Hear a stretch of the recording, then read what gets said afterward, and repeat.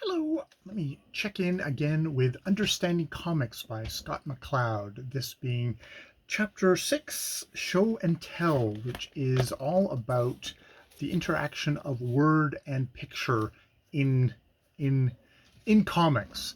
And this is very much a chapter that spends a good hunk of it at the beginning talking about why comics are so looked down upon. The how at one point in our history, words and images were very kind of closely interrelated, almost interchangeable, but that separation is has gotten wider and wider, and indeed at the beginning of kind of the birth of comics is maybe at its widest point, where where you know to be a bit of something that was considered literature for adults was you were strictly words, and you probably still see that today. Of who do you give books with pictures in it? You give little creatures, little children that who haven't developed language skills yet, or they have very few words in them, kind of getting over into the realm of comics that way.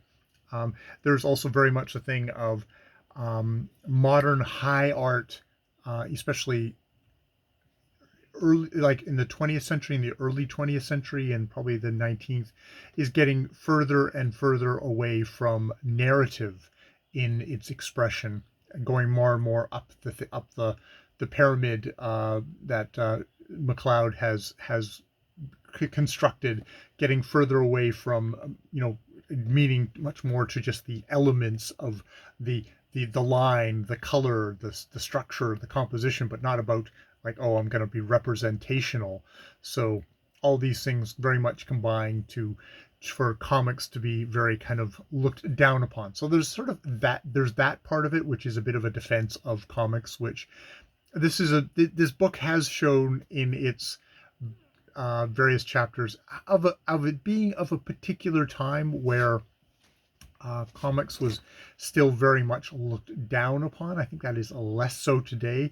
There's also very much earlier chapters I forgot to mention that the earlier chapter he's very much it's like, oh, all the amazing possibility of having interactive media where it's far more you're getting to make your own decisions and choices. Almost, I think this is kind of like the hyperlink choose your own adventure is the very kind of crude version of that in technology that maybe he's seeing as a path forward. Which, I mean, I guess you could argue that that is what computer games are, and they're more developing complexity. We're still, but it seems like we're still very much in the infancy of that, and uh, the dominant storytelling things. Well, you could probably make a case that video games are becoming a very dominant, gigantic, I mean, just dollar-wise, powerful part industry in entertainment. But even then, you get the sense that it's very kind of mediated, and there's maybe an overestimation of, at least on for popular culture, how much of an appetite there is for viewers to have to put that much. They want to be managed in a way. They want to be sculpted, but that's for another chapter to discuss. He probably is going to go into that in his final chapter, which I will actually get to because I'm going to get through these three chapters here. So in this chapter, he talks far more about the interaction of words and image in the second half, which is a little bit more useful. I think it's a little less defensive and is just a bit more descriptive of the various ways that images and words interact in a comic. In a comic, there's word specific. There's I think there's six here. There's word specific where the pictures basically just illustrate the words, or it's like the man walked into the room and you show a man walking into a room. There's picture specific words, which is basically it's the soundtrack to the pictures.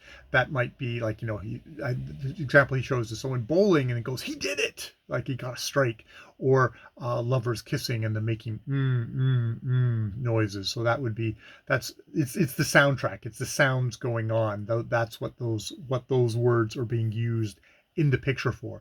There's a duo specific, which is there is the same message in both of them, which is different than, I think, um that's interesting because like word specific is like the sun came up and then showing the sun came up. How is that different than duo specific where there's the same message in both, which could also be the sun came up and picture of the sun coming up.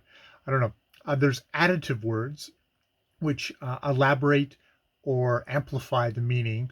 Like you you know so that's where you can have a super creepy guy giving you give a look, and it's like he was hitting on me or something like that, to kind of amplify or elaborate the image of what was going on in the picture.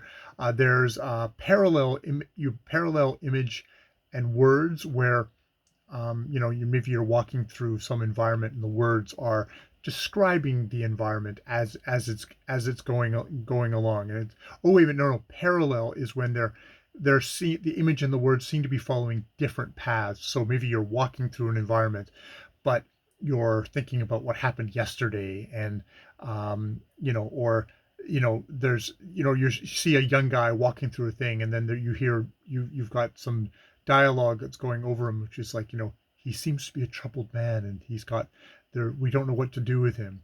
So it's different paths, like what's going on in the picture isn't what's going on in the text. There's montage, which is where the words are treated like as a part of the picture. I wonder if the biff and the bam, just kind of structurally, their soundtrack, they're sort of the soundtrack, but they're also kind of structurally they look like the picture. I think there was one where it was like happy, and it was like HPPY, but for the A it was like a guy going happy. It was so it's a part of that. The text forms a part of the image.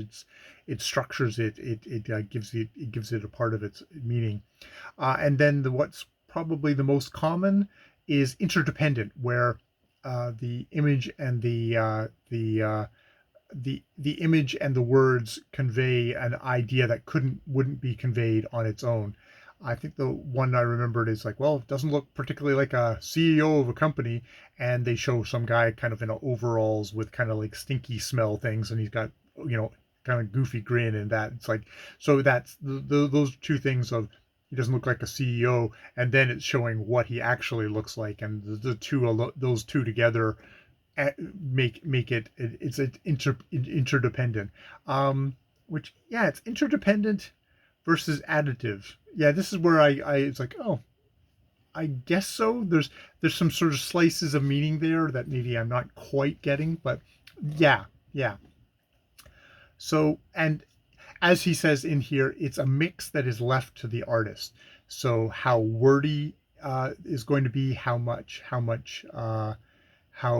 you're going to actually show to go with the words. What you could show a whole scene. You could just show one detail with the same text. There's a lot of ways that you can use words and pictures to tell a story, and it's that kind of interaction uh, that's a part of the artistic expression. All those decisions that need to be made by the artist.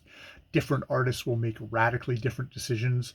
They'll use radically different styles, as we've seen in the kind of the section 5 of living in line, like how expressive you want to make it look.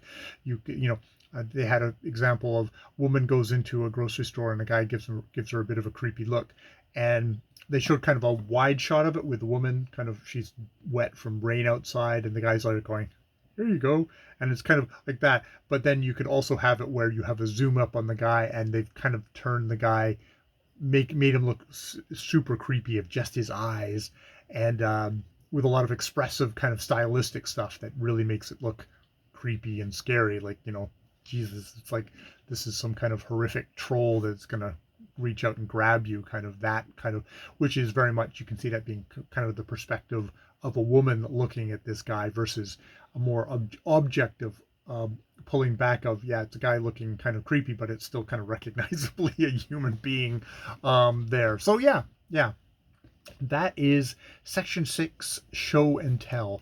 I think I'm finding, and the next two sections I found less helpful, but up until these ones have been, they've been slightly frustrating in like that. I feel like it's kind of explaining the obvious, but it's like it's really breaking things down in a very systematic way to which is useful because it kind of gives me as a reader probably a little bit more of a checklist or a little bit more of a framework to look at stuff. Though it can sometimes be, it still is kind of tedious. Yeah, yeah.